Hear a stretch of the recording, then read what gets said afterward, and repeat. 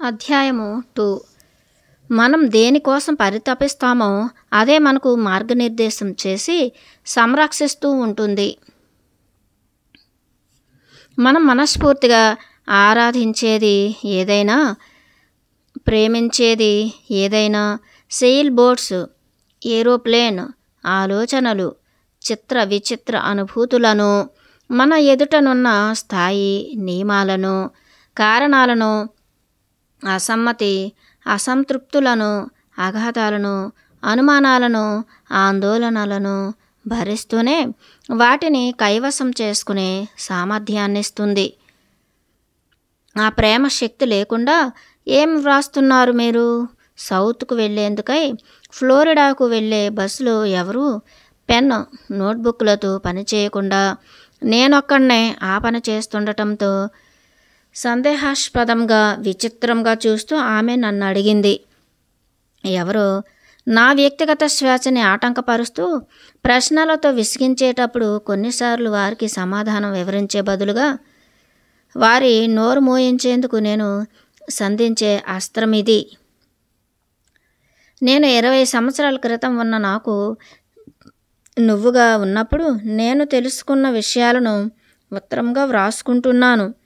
నా వేళాకోళాన్ని పట్టించుకోకుండా ఉత్సుకతతో వెలిగిపోతున్న మొహంతో, దాన్ని చూసి సంతృప్తి చెందే ధైర్యంతో, ప్రసన్నంగా ఉన్న మొహంతో, ముదురు రంగు కళ్ళతో, నల్లగా నిగనిగలాడుతున్న జలపాతం లాంటి కురులతో ఉన్న ఆమె అడిగింది నిర్భయంగా, నా కోసం అది చదవండి.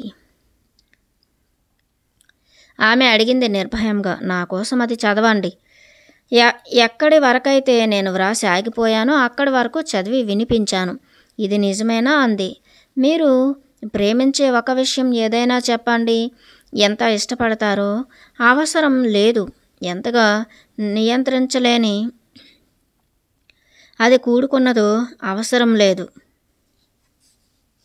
గుర్రాలు ఆమె ఒక్క ఉదుటున చెప్పేసింది. గుర్రాలంటే నాకు పంచప్రాణాలు. అయితే మీరు మీ గుర్రాలతో ఉన్నప్పుడు లోకం మిగిలిన సమయాల కన్నా వర్ణ రంజితంగా ఉంటుందన్నమాట. ఆమె మనోహరమైన చిరునవ్వుతో, అవును, నేనప్పుడు సౌత్ ఓహియో మహారాణినే అనుకోండి. మా అమ్మ పాపం తనతో పాటు ఇంటికి వెళ్ళటానికి కొరడా పుచ్చుకుని నన్ను గుర్రపు జీనుపై నుండి తీసుకువెళ్తుంది. భయపడ్డారా? నన్ను కాదులే, నేను స్వారీ చేసే గుర్రం శాండీని. వాడు నా ప్రియమైన నేస్తం. తనతో కలిసి ఉన్నంత వరకు నన్నెవరు కానీ ఏ విషయం కానీ బాధించలేవు. నాకు గుర్రాలంటే చాలా ఇష్టం. నా శాండీ అంటే చాలా చాలా ఇష్టం. ఇక ఆమె మాటలు ఆపేస్తుందని భావించాను. ఆమె ఇంకా కొనసాగించింది. ఇంతవరకు మరి దేని నుండి కూడా అంతగా నేను అనుభూతి చెందలేదు. నేను సమాధానమేయలేదు. ఇంకా ఆమె తన శాండీ గురించిన ఆలోచనల్లో మునిగిపోయింది. నేను నా ఉత్తరంలోకి తిరిగి వచ్చాను. ఆ ప్రేమశక్తి లేకుంటే మనం నిరామయ సాగరంలో నిరాసక్తంగా నిలిపి ఉంచిన నావలాంటి వాళ్ళం. ఇంకా అది నిజంగా ప్రాణాంతకంగా. మీరు 20 సంవత్సరాల క్రితానికి లేఖ వ్రాస్తారు సరే, దాన్ని ఎలా బట్వాడా చేయబోతున్నారు? ఆమె అంది. ఏమో తెలీదు. పేజీ పైన వాక్యాన్ని పూర్తి చేస్తూ చెప్పాను. అదేమంత భయంకరమైనది కాదు కదా. ఏదో ఒకరోజు మనం గడిచిన కాలంలోకి పంపించే జ్ఞానం వస్తుందేమో. అప్పుడు మన వద్ద ఏదో ఒకరోజు మనం గడిచిన కాలంలోకి పంపించే జ్ఞానం వస్తుందేమో. అప్పుడు మన వద్ద పంపించేందుకు ఏమీ లేకుంటే ఎలా? అందుకే నేను మొదట లేఖలు మూట కడుతున్నా. తర్వాత బట్వాడా గురించి ఆలోచిస్తాను. నాకు నేను ఎన్నిసార్లు అనుకున్నానో, నాకు 10 సంవత్సరాల వయసులో ఈ విషయం తెలియలేదే అని. 12 ఏళ్ల వయసులో నేను దాన్ని తెలుసుకున్నాను కానీ అర్థం చేసుకోవటానికి ఎంత ఆలస్యం జరిగింది. 20 ఏళ్ళు. ఎక్కడికి వెళ్ళిపోతున్నారు మీరు? ఆమె అంది. భౌగోళికంగానా అడిగా నేను. అవును అంది ఆమె. చలికి దూరంగా దక్షిణానికి మధ్య ఫ్లోరిడాకి నేను చెప్పాను. ఏమి ఉంది ఫ్లోరిడాలో అడిగింది. ఏమో కానీ నా నేస్తాన్ని కలవటానికి వెళ్తున్నాను. మరి తాను ఖచ్చితంగా ఎక్కడ ఉందో మాత్రం నాకు అవగాహన లేదు చెప్పాను. అక్కడితో ఆ సంభాషణ మా మధ్య ముగుస్తుందనుకున్నాను. మీరు తప్పకుండా ఆమెను కలుస్తారు అంది తను. నేను ఆమెను చూసి నవ్వేశాను. మీకు తెలుసా మీరు ఏమంటున్నారో? మీరామెను కనుగొంటారని తనంది. అవును అన్నాను. వివరించండి దయచేసి అడిగింది. మౌనంగా ఆమె కళ్ళల్లోకి చూశాను. లేదు అని నర్మగర్భంగా నవ్వింది. ఆమె కళ్ళు చాలా నిండుగా దేదీప్యమానంగా ప్రకాశిస్తున్నాయి. అవి దాదాపు నల్లగా ఉన్నాయి. ఆమె చర్మం ఎండకు కంది వాల్నట్ రంగులో నిగనిగలాడుతూ ముడతలు లేకుండా ఉంది. తన ముఖంలో లేత యవ్వనం ఇప్పుడిప్పుడే పరిణితి చెందుతున్నట్లుగా ఉంది.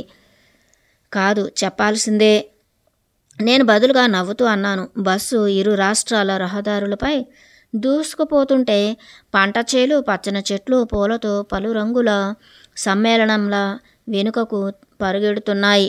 నా బైప్లేన్ ఆ మైదానంలో కూడా దిగగలననిపించింది. టెలిఫోన్ తీగలు అంచుల్లో ఎత్తుగా ఉన్నాయి.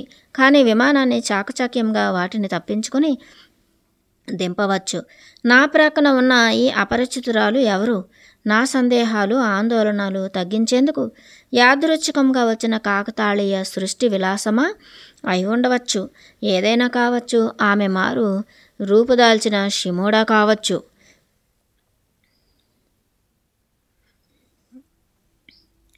మీరు విమానాలు నడుపుతారా? నేను వీలైనంత సాధారణంగా అడిగాను. అలాగైతే నేను ఈ బస్సులో ఉంటానా?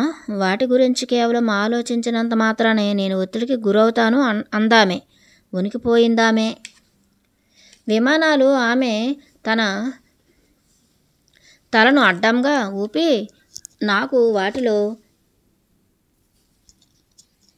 వాటిలో ఎగరటం అంటే అసహ్యం అంటూ తన పర్సు తెరిచి లోపల నుండి సిగరెట్ తీసి నేను పొగ తాగితే మీకేం ఇబ్బంది లేదుగా అంది. నేను ఆ ప్రతిపాదనకు కుంగిపోయాను, నొచ్చుకున్నాను. ఇబ్బందా? సిగరెట్ కాల్చితేనా? మ్యామ్ దయచేసి ఆమె మనోభావాలు నొచ్చుకోకుండా అర్థమయ్యేలా చెప్పేందుకు ప్రయత్నించాను. మీకు అర్థం కావట్లేదా? మీరు ఈ పరిమితమైన పరిసరాలలో సిగరెట్ పొగను పీల్చి వదులుదామనుకుంటున్నారా? ముందిది నాకు చెప్పండి. పొగ పీల్చటం హానికరం కాదని మీకెవరు చెప్పారో అన్నాను. పొగ పీల్చటం హానికరం కాదని మీకెవరు చెప్పారో అన్నాను. ఒకవేళ ఆమె కనుక షిమోడా అయినట్లయితే తనకు సిగరెట్లపై నా అభిప్రాయం ఏమిటో అవగతమయ్యేది. నా మాటలు ఆమెను స్తంభింపచేశాయి. సరే మంచిది, నన్ను క్షమించండి అని ఎలాగైతేనే తన పర్సును చేతిలోకి తీసుకుని దూరంగా ఉన్న మరో సీటులోకి మారింది. పాపం ఆమె కోపగించుకుందేమో. చాలా దారుణం. అంత నల్లని అందమైన కళ్ళు. నేను మళ్ళీ నా పెన్ చేత పట్టుకుని నా చిన్ననాటి నాకు లేఖ వ్రాసే పని మొదలుపెట్టాను.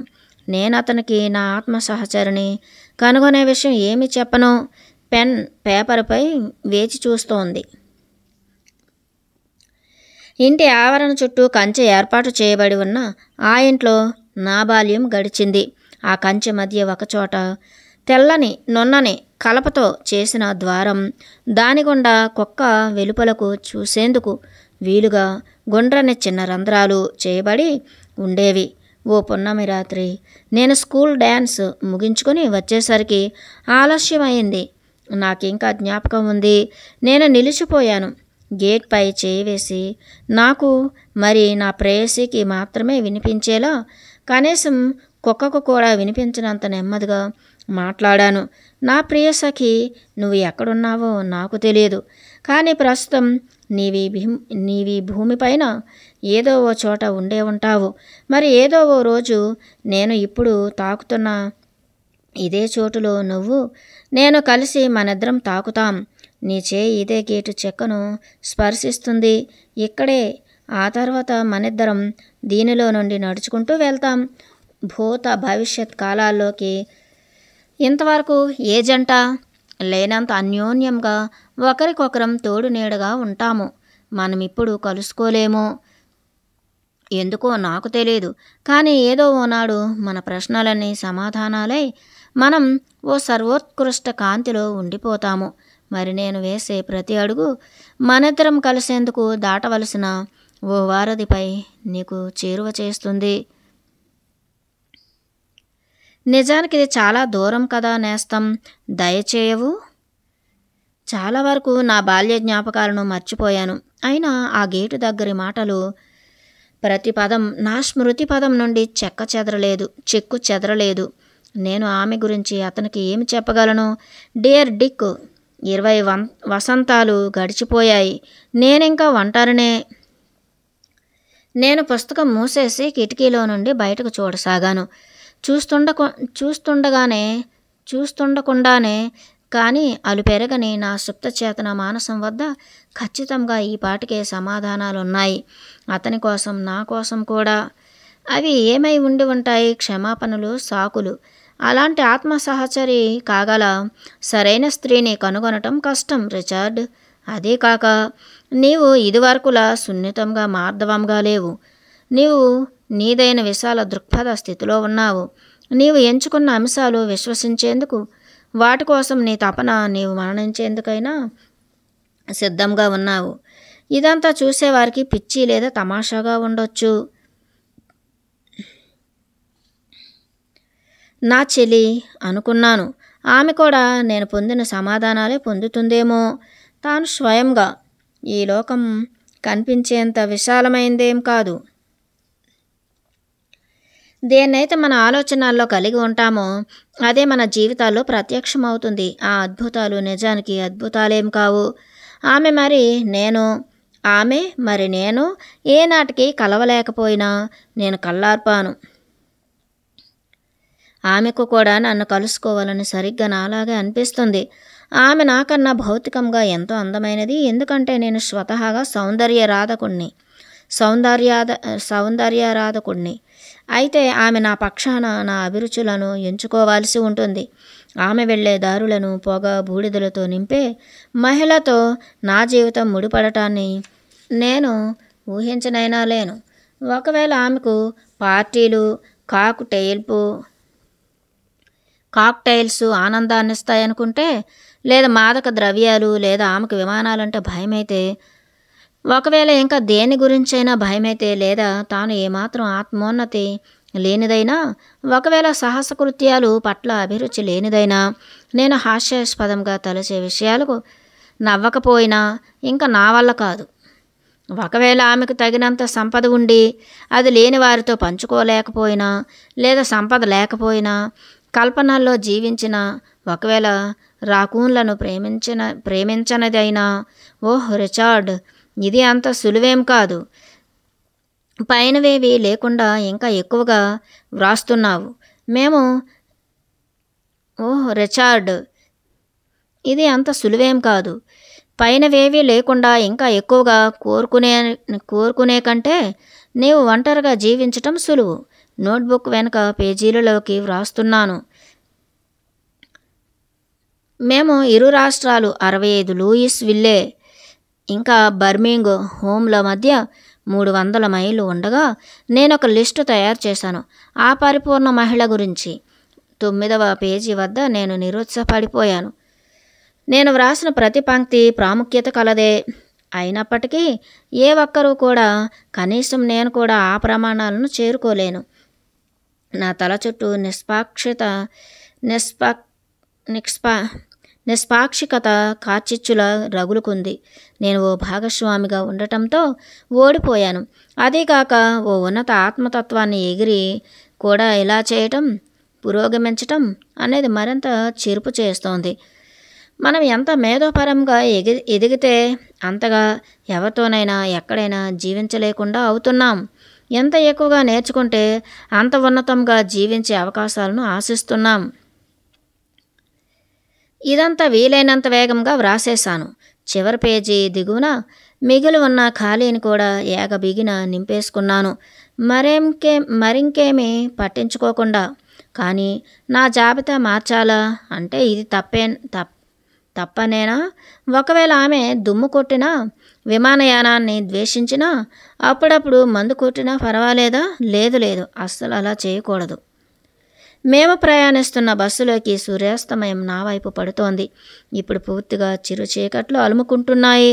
ఆ చీకట్లో కనీసం విమానం ల్యాండీ అవలేనంత చిన్న త్రిభుజాకారపు ప్రదేశం, చిన్న చిన్న బహుభుజాకారపు మడులు కూడా నాకు తెలుసు. నీ ఆకాంక్షలను సాకారం చేసుకోగల శక్తి ప్రసాదించకుండా నీవేనాడు లేవు. నీ కోరికలతో పాటు వాటిని నెరవేర్చుకునే శక్తి కూడా నీ నుండి ఉద్భవిస్తుంది.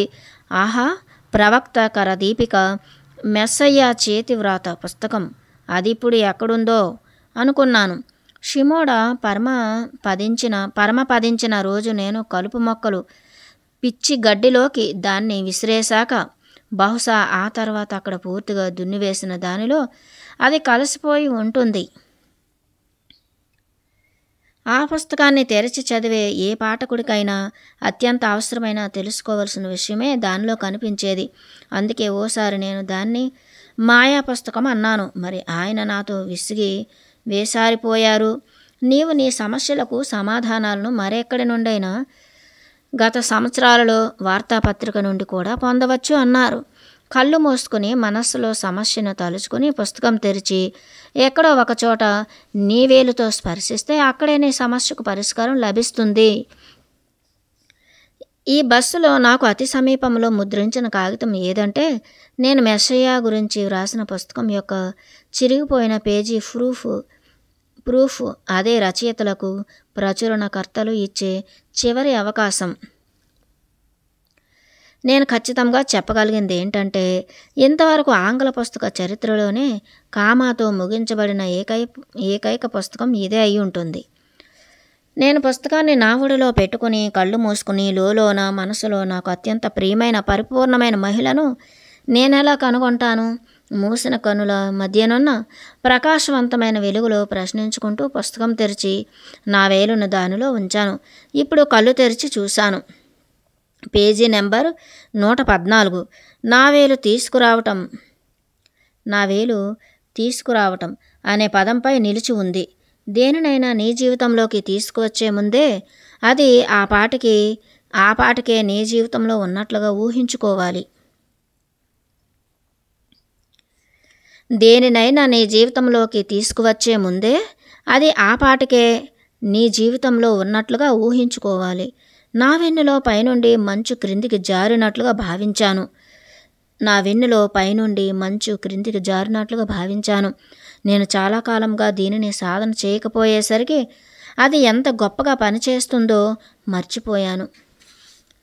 బస్సులో ఉన్న సీట్ లైట్ సహాయంతో విండోలోంచి రైట్ మిర్రర్లో ఆమె ప్రతిబింబం ఎలా ఉంటుందోనని తొంగి చూశాను. ఆ అద్దం ఖాళీగా ఉంది. నేను ఇంతవరకు ఏ ఆత్మ సహచరిని దర్శించినందువల్ల ఆమె ఎలా ఉంటుందోనని ఊహించలేకపోతున్నాను. ఓ వస్తువుల భౌతిక చిత్రాన్ని నా భావనలో నిలుపుకోవాలా? కేవలం మంచి ఒడ్డు, పొడువాటి జలపాతం లాంటి నల్లని కురులు, నేలాకాశం రంగులో నిండు సముద్రమంత అగాధ జ్ఞాన పిపాసతో సముపార్జించిన జ్ఞాన సారాలతో కాంతులు చిమ్మే కళ్ళు, క్షణానికి మార్పు చెందే ప్రేమైక మూర్తి స్వరూపంగా ఆ సౌందర్యాన్ని ఊహించాలా? ఆమె లక్షణాలను, గుణగణాలను ఊహించాలా? గత శత జన్మల వర్ణరంజితమైన జ్ఞాపకాల నుండి సహజావబోధతో స్వచ్ఛమైన పారదర్శకమైన నిజాయితీ, మరి ఉక్కు లాంటి దృఢ సంకల్పం వంటి శుభలక్షణాలను ఊహించుకోవాలా? వీటినైతే నేనెలా దృశ్య సంవేదన చేయగలను? నేడు వాటిని దృశ్యీకరించటం సులువే, అప్పుడు మాత్రం సులభంగా కాదు. మదిలో ఏవో దృశ్యాలు అలా వెలిగి ఇలా అదృశ్యమయ్యాయి. అయితే ఆ దృశ్యం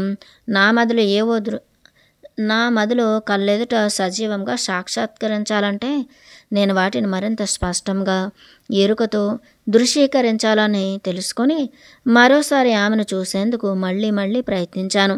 కేవలం ఛాయలుగా, దయ్యాల్లాంటి నీడలు మాత్రమే కనిపిస్తూ నా ఆలోచనలు నెమ్మదిగా నా బాల్యంలోని పాఠశాల రోజుల్లోకి మళ్ళాయి. దృశ్యీకరించాలనుకున్న విషయం యొక్క ఏ చిన్న వివరాన్నైనా సరే స్పష్టంగా చూడగల సత్తా ఉన్న నేను నా జీవితంలో అత్యంత ప్రాముఖ్యత గల నా ఆత్మ సహచరి చిత్రాన్ని మాత్రం అస్పష్టంగా కూడా చూడలేకపోయాను. మరోసారి ఆమెను ఇక్కడ ఊహించేందుకు ప్రయత్నించాను. లాభం లేదు. ఏమీ లేదు. పగిలిన గాజు అద్దాల్లోంచి వెలుగులు చీకట్లుగా బదలాయించబడ్డాయి తప్ప మరేం లేదు. ఆమె ఎవరో నేను చూడలేకపోయాను. కాసేపటికి ఇంకా ఆ విషయాన్ని వదిలేశాను. అతీంద్రియ శక్తులు ఖచ్చితంగా చెప్తున్నాను. వాటిని మీరు కావాలనుకున్నప్పుడు అవి మీకు అందుబాటులో ఉండవు. ప్రయాణం బడలిక, మరి ఆమెను చూడాలన్న తపన, దానితో చేసిన మనో ప్రయత్నాల వల్ల అలసి సొలసి నేను నిద్రాదేవి ఒడిలో సేద తీరుతున్న తరుణంలో నా అంతర్వాణి ఉలికిపాటుగా నన్ను నిద్ర మేల్కొల్పింది. ఓ రిచార్డ్, ఇది నీకు మంచి అనుభూతిని కలిగించేట్లయితే విను. నీ ఆ ఏకైక మహిళ, నీ ఆత్మ సహచరి ఈ ప్రపంచంలో నీకంటూ ఉంది. నీకిప్పటికే ఆమె తెలుసు అంది.